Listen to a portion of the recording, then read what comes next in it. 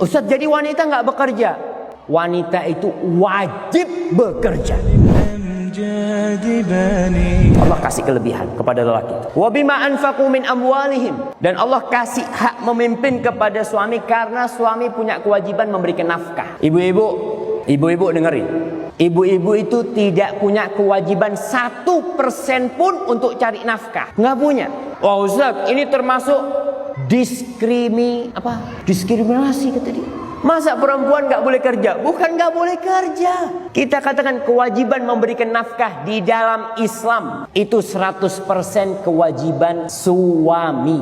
Mungkin kita berpikir enak banget suami seperti itu. Enggak, yang enak ibu-ibu. Yang enak itu ibu-ibu. Tapi sebagian wanita ini udah rusak nih. Udah rusak pemikirannya. Ia terpengaruh dengan budaya barat. Di mana di barat itu? Ana cerita. Ada seorang syekh dari Saudi sana berangkat ke tempat air terjun yang besar tuh, Niagara. Di Amerika sana ada air terjun yang besar. Dia nonton itu. Dia kepingin tahu melihat kebesaran Allah dengan pakaian gamisnya, dengan surban. Ya banyak yang nonton orang-orang barat, perempuan-perempuan, cewek-cewek di sana. Dilihat nih ada yang paling aneh nih pakaiannya. Sama cewek-cewek barat yang pakaiannya mini-mini dipanggil tuh, "You come here." Hah? Iya, tanya, "Ente dari mana?" katanya. "Dari Arab sana." "Iya, dari negeri Islam," kata dia. Masya Allah. Apa kata perempuan-perempuan itu? Kita dengar kalau perempuan-perempuan di sana itu dizalimin. Nggak boleh keluar rumah, nggak boleh kerja, kata dia. Oh, kata syekh ini, ente salah informasi. Loh, kok bisa salah informasi? Ente salah dapat informasi. Perempuan-perempuan di tempat kita tuh, mereka adalah ratu-ratu permaisuri kita. Kita ini budaknya mereka. Lelaki di sana itu budaknya perempuan. Kita udah kerja dari pagi sampai sore. Untuk siapa? Untuk dia. Kita dapat duit, kita bangun rumah buat dia. Kita kerja, bisa beli mobil buat siapa? Buat dia, buat anak dia. Kita di situ budaknya para perempuan. Kata dia, benar kata dia. Iya. Apa kata orang barat itu? Kata orang Amerika itu. Kalau ada di sini nih, kalau ada di negeri ini lelaki yang seperti itu, aku cium kaki. Karena di barat itu perempuan disuruh kerja juga untuk membiayai kehidupannya. Seakan-akan hidupnya masing-masing. Si istri mau beli HP, ya kok kerja, cari. Kalau dalam Islam istrinya, "Mas, saya kepingin HP, mas. Mas kan punya duit. Siapa yang membelikan?" Suaminya. Tapi di barat, istrinya kepingin mobil, ya kok cari kerja sana. Dapat duit, beli mobil. Subhanallah. Tapi ini dipandang oleh sebagian wanita kemunduran. Bukan, itu kemuliaan. Di mana-mana wanita itu hanya menjadi objek dan bukan subjek. Dijual kebanyakan wanita. Ketika harus bekerja di depan jalan, di toko, mamanya. Ustaz, jadi wanita nggak bekerja? Wanita itu wajib bekerja.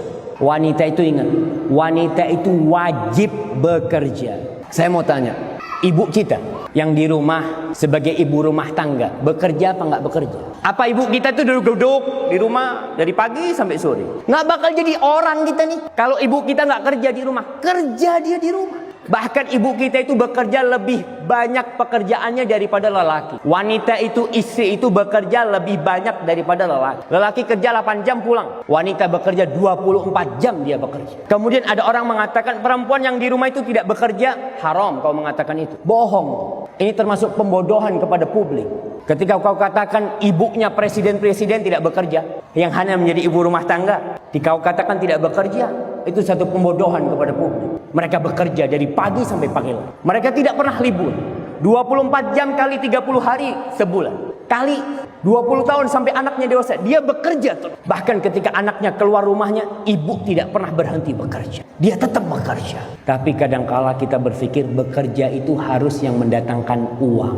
Kalau kita berpikir bekerja itu hanya yang mendatangkan uang, akan muncul di depan nanti generasi-generasi yang jadi begal, generasi-generasi yang jadi perampok, generasi-generasi yang tidak pernah mendapatkan kasih sayang ibundanya, yang dia hidup besar di jalanan, mana ibunya nggak ada, bapaknya nggak ada, siapa yang ngurus anaknya? Ya nggak tahu, dia di rumahnya. Subhanallah. Jadi yang mengatakan wanita tidak bekerja, dia pembohong besar. Wanita bekerja di rumah. Kita lihat istri kita, dia yang membuatkan bagi anak-anak kita susu. Dia yang ngajarin anak kita alif, ba, ta, sa. Ngajarin anak kita berdiri, ngajarin anak kita ngomong. Ketika anak-anak pulang sekolah, istri kita ngajarin dia, masakin buat kita, jagain anak-anak. Apa itu bukan pekerjaan? Kau bilang itu bukan pekerjaan? Ya, itu pekerjaan, nggak dapat duit. Maka dari itu suami nih, ini yang jadi masalah. Banyak suami yang nggak bener ngasih nafkah sama istrinya. Wajib kita ngasih nafkah pada istri kita. Dia di situ ngurusin anak kita, ngurusin rumah kita. Maka kewajiban memberikan nafkah 100% itu kewajiban suami. Ustaz, kalau suaminya nggak mampu gimana? Ya silahkan mau dibantu suaminya umpamanya. Karena ada di antara sahabat Nabi Ibnu Mas'ud. Ibnu Mas'ud ini bukan orang kaya, dia miskin.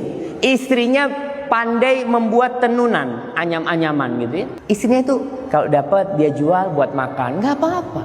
Jadi perempuan bekerja selama dalam koridor yang syar'i dan memperhatikan tugas wajib dia sebagai ibu buat anak-anaknya, sebagai istri buat suaminya, maka nggak masalah. Ingat para suami, kita yang wajib mencari nafkah buat istri kita. Ini adalah ajaran Islam, memuliakan Islam. Islam memuliakan para wanita.